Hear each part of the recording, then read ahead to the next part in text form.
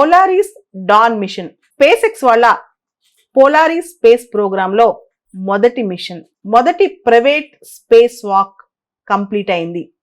అసలు private space walk అనేది general గా నాసా ఇట్లా గవర్నమెంట్ స్పాన్సర్డ్ స్పేస్ ఏజెన్సీస్ ఏవైతే ఉంటాయో వాళ్ళు ఇప్పటి వరకు కూడా మిషన్స్ పంపించడం, స్పేస్ వాక్స్ చేయించడం జరిగింది.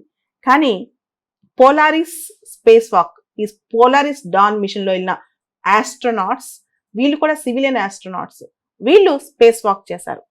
మిగతా మిషన్స్ కి ఇప్పటి వరకు వెళ్ళిన even NASA, European space agency, మిగతా మిషన్స్ కి ఈ మిషన్ కి తేడా ఉంది. ఈ మిషన్ లో ఈ Polaris space machine deep space లోకి వెళ్ళిపోయింది అనమాట. సో ఇది ఒక అద్భుతం అని చెప్పొచ్చు. ప్రైవేట్ స్పేస్ రంగంలో ఇది ఒక ఫస్ట్ స్టెప్, మైలురాయి అని కూడా చెప్పొచ్చు అనమాట. ఈ ప్రైవేట్ స్పేస్ వాక్ కోసం వెళ్ళిన ఆస్ట్రోనాట్స్ నలుగురులో జేరెడ్ ఐజాక్మన్ అని చెప్పి ఒక బిలియనర్ ఉన్నారు. ఈయన కూడా స్పేస్ వాక్ చేశారనమాట. అయితే ఇక్కడ ప్రస్తుతానికి స్పేస్ ఎక్స్ వాళ్ళ పోలారిస్ డాన్ మిషన్ ప్రత్యేకంగా ఎందుకు పంపించారంటే, ఆస్ట్రోనాట్స్ వేసుకునే సూట్స్, వాళ్ళు ఏదైతే దుస్తులు ధరిస్తారో అవి గత 2.5 సంవత్సరాల్లో తయారు చేశారు, కొత్తవి అడ్వాన్స్డ్ వర్షన్స్ అనమాట. వాటిని టెస్ట్ చేయడానికి, అసలు సూట్స్ ని టెస్ట్ చేయడానికి మిషన్ పంపించడం ఏంటి అనేది చాలా మందికి అనుమానం వస్తాయి. ఈ సూట్స్ మామూలు కాదు, ఈవీఏ సూట్స్ అంటాం, ఎక్స్ట్రా వెహికులర్ యాక్టివిటీ సూట్స్ అంటాం అనమాట. అంటే బాడీలో ఆక్సిజన్ లెవెల్స్ ఇవన్నీ రెగ్యులేట్ చేసి ఎవరైతే ఆస్ట్రోనాట్స్ ఉన్నారో వాళ్ళందరూ అవుటర్ స్పేస్ లో ఆస్ట్రోనాట్ ఒకసారి స్పేస్ వాక్ వెళ్ళినప్పుడు ఎర్త్ లో ఉండే, భూమి మీద ఉండే టెంపరేచర్, ప్రెషర్, అట్మాస్ఫియర్ ఇవేమి ఉండవు అనమాట. బాడీ డీకంప్రెస్ అవ్వకుండా, ఇబ్బంది పడకుండా ఆ సూట్స్ హెల్ప్ చేస్తాయి అనమాట. అందుకే వీటిని ఈవీఏ సూట్స్ అంటాం, ఎక్స్ట్రా వెహికులర్ యాక్టివిటీ సూట్స్ అనమాట. ఇది ఆ స్పేస్ వాక్ కి సంబంధించి లేదా అవుటర్ స్పేస్ కి వెళ్ళినప్పుడు ఇక్కడ ఉన్న ఎర్త్ లో ఉన్న అట్మాస్ఫియర్ లేనప్పుడు వీళ్ళకి ఇబ్బంది కలగకుండా తయారు చేసిన సూట్స్ అనమాట. సో ఈ మొత్తం ఈ అవుటర్ స్పేస్ కి వీళ్ళు స్పేస్ వాక్ చేయడానికి ఒక ప్రోటోకాల్ ముందే ట్రైనింగ్ ఇచ్చారు వీళ్ళకి.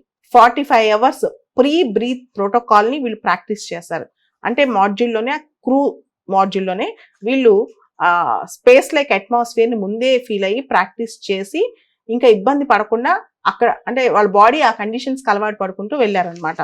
సో ఇంతకు ముందు వీళ్ళు ఎయిర్ లాక్ ఎక్విప్మెంట్ అని చెప్పి ఆస్ట్రోనాట్స్ ఆ ఎక్విప్మెంట్ స్పెషల్ గా దానిలో క్యారీ చేయాల్సి వచ్చేది. ఇప్పుడు ఆ క్రూ మాడ్యూల్లోనే ఈ ఎక్విప్మెంట్ మొత్తం వీళ్ళ బాడీ అడ్జస్ట్ అయ్యేటట్టు ఆ క్యాబినే, ఆ క్రూ క్యాబినే వీళ్ళకి సపోర్ట్ చేస్తూ ఉంటుంది అనమాట.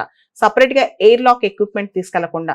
మిగతా ఇంతకుముందు నాసా మిషన్స్, వేరే మిషన్స్ లో కూడా ఎయిర్ లాక్ ఎక్విప్మెంట్ ఉండేది, కానీ ఇప్పుడు వాళ్ళు ఉండే క్యాబినే వాళ్ళకి అన్ని వాళ్ళ బాడీకి సపోర్ట్ చేస్తూ ఉంటుంది అనమాట. అలా 45 hours ఈ ఆస్ట్రోనాట్స్ ని ట్రైన్ అప్ చేస్తా అనమాట.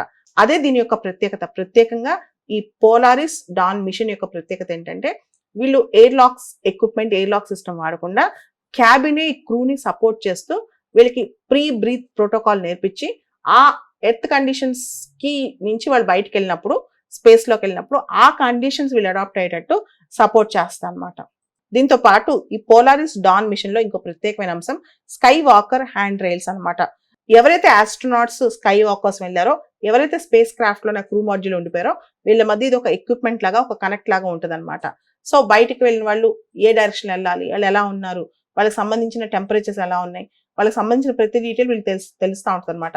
అదే స్కై వాకర్ హ్యాండ్ రైల్స్. ఇది కూడా ఈ మిషన్ యొక్క ప్రత్యేకత, పోలారిస్ డాన్ మిషన్ యొక్క ప్రత్యేకత.